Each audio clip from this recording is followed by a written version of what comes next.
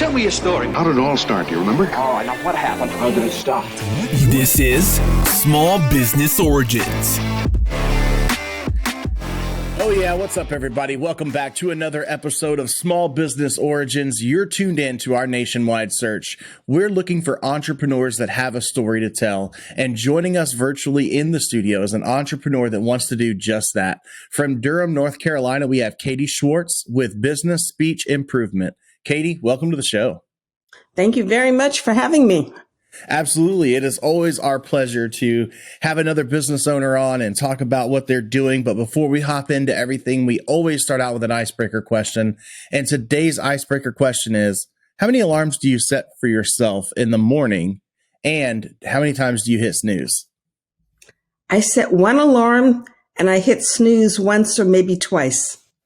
I was afraid that you were going to say that because it sounds so normal. And then there are psychos like me in the world. I have, oh man, I don't even know how many alarms, at least 7, 8 alarms set. And then I'm hitting snooze constantly.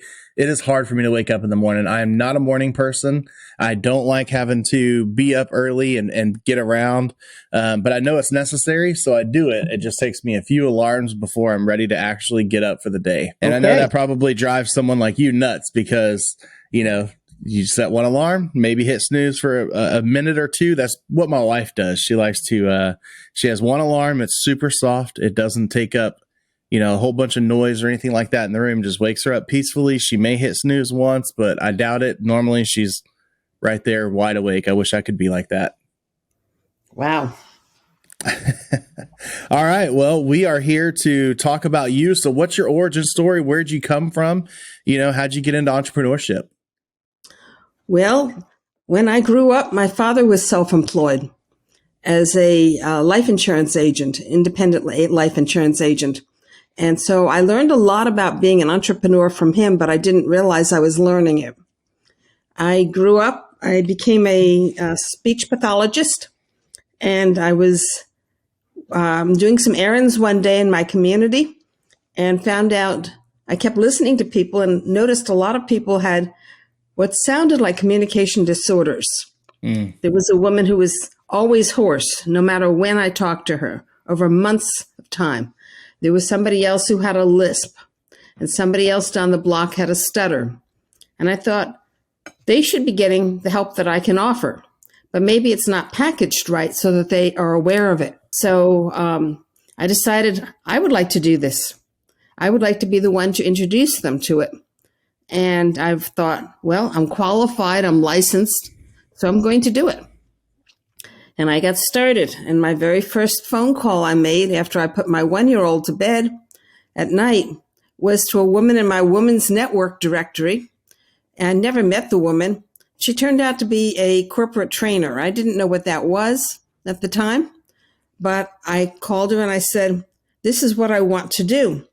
And before I could get to my question, which was, how do I go about doing this? How do I get contacts? She immediately hired me. She said she'd been looking all day for somebody like this, and she couldn't find somebody. And could I please work for her company as a contractor? And that was my start with that company. I worked for them for 7 years, off and on, as they had needs. Most of the people I worked with, though, did not have communication disorders. They had strong foreign accents, or they needed to be able to give presentations better, or had other skills that they needed and that I could provide. And I loved what I was doing. I was really excited by it. So then I wrote an article for a magazine, a national magazine, telling them what I was doing. And then it dawned on me once they accepted it that I wasn't qualified in other states to provide services for people with communication disorders. Being a speech pathologist means you are licensed by each state. And it's a lot of work to get licensed by a state. So I certainly didn't have 50 states licenses. I had one. So then I thought, well, I'll make a national organization. And that way we can refer clients back and forth. And so I wrote for an article in my own profession's magazine, the Asher Leader. And I found out, to my shock, I didn't know I was supposed to put my contact information in. I had over 1,000 people contacting me, wanting more information. And that led to books, my writing books to teach people how to do it, giving seminars all over the country. It was an amazing ride. And eventually I stopped doing that and just concentrated on what I wanted to do most, which was working with clients. And that's how I got started. So what exactly is it that you're doing for your client? I help my clients learn to communicate more effectively and more efficiently. For example, I have people who come to me because they can't stop talking and they don't know how to say things concisely. Or some people come to me because they don't know how to make small talk, or they're terrified to give a speech, and that's a requirement of their job. Maybe it's to a small group, maybe it's to a large group, but they're terrified. Other people come because they have a strong foreign or regional accent, and they want to speak in a more standard American way so that they can be more easily understood, and they can feel more self-confident as well, is what they tell me. So that is what I coach them to do. And I love the variety. I never know what somebody's going to ask me to teach them. Other people want to learn how to be a more effective leader. And so they need to know more about how to run a good meeting. Other people say, well, that's great, but what I need is help with listening skills. How to be a more professional listener because I'm a leader and a lot of my job involves listening. Or how to ask better questions. So all of those are things that I have expanded into. Yeah, I mean, it's definitely skills that you need in a professional environment.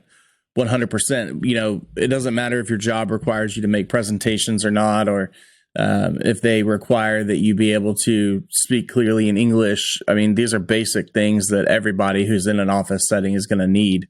And I love the fact that it is such a variety, right? It's everything that you want to improve on your speech, whether it's going to be from natural barriers like being born in a different country and immigrating here, or if it's just something you're not comfortable with. Are these exercises that you're just kind of running people through, or how does it look whenever you're actually teaching this information to somebody? Well, everything that I do is customized to an individual's needs. And sometimes I do run small groups as well if the group comes to me as a whole and says we want to work together. So I start off by, depending on the problem, coming up with a solution. My work with them is very practical. For example, if you tell me you have to give a speech, then I say, well, let's work on your speech. Mm-hmm. And we practice your presentation and we do some exercises to help you remember what order your points come in. For example, you're going to talk about this first and that second. We might work on your speech rate. Are you talking too fast to be easily understood? And a variety of other skills, but it's all customized based on what somebody needs.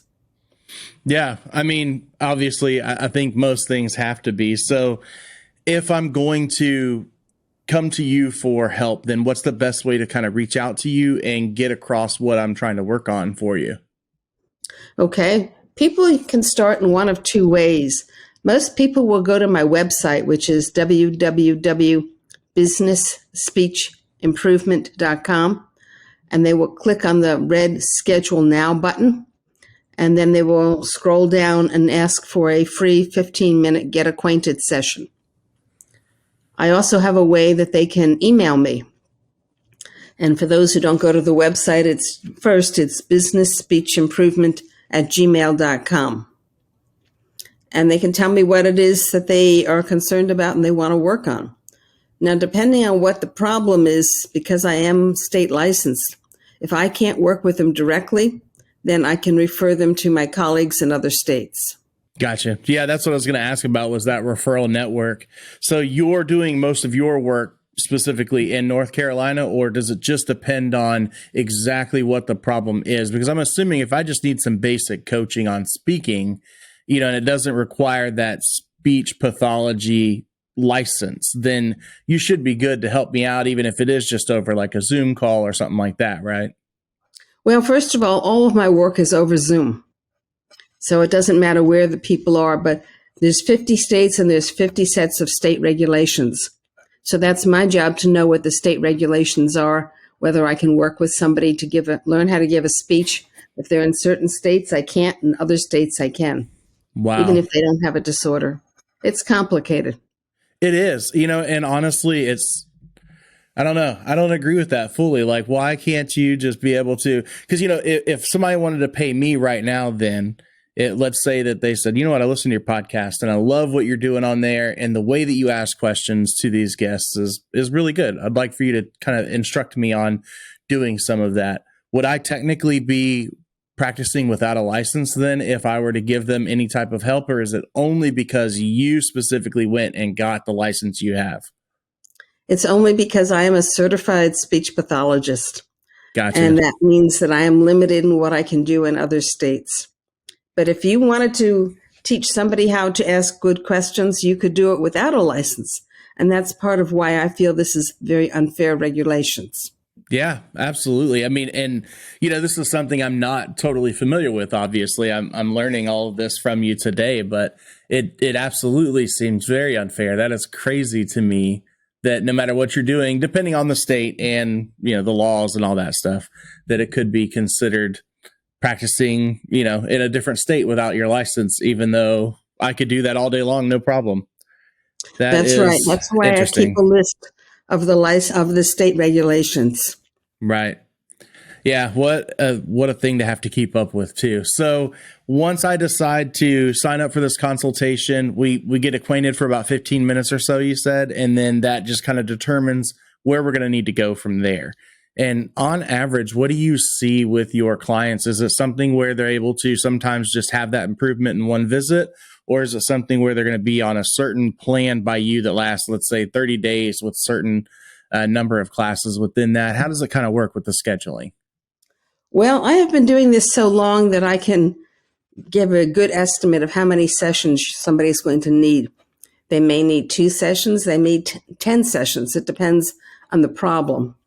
And for some people who need it in a hurry because they have a speech coming up very soon, then we will make the sessions very close together, even consecutive days if needed. Now, for some people that getting the coaching is not an option, and so for them, I have ebooks on a variety of topics.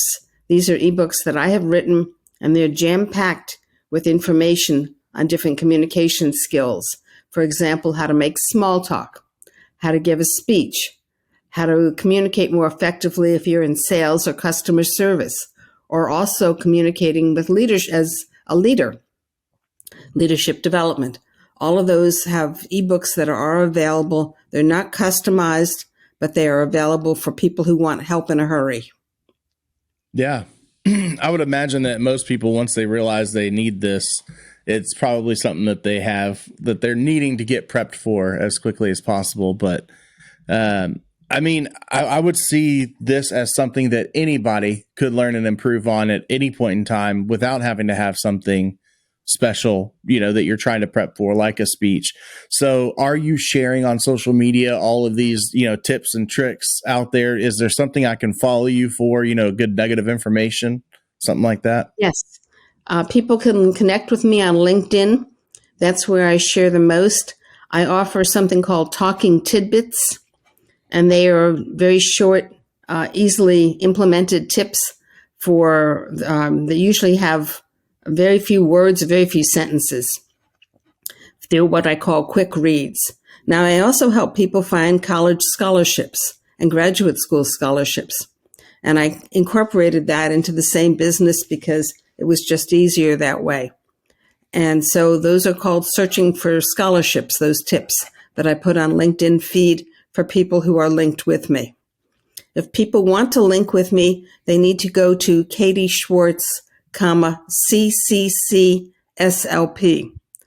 And if they just put in Katie Schwartz, I'm told there's a lot of Katie Schwartzes. So CCC-SLP is what they need to add. Gotcha.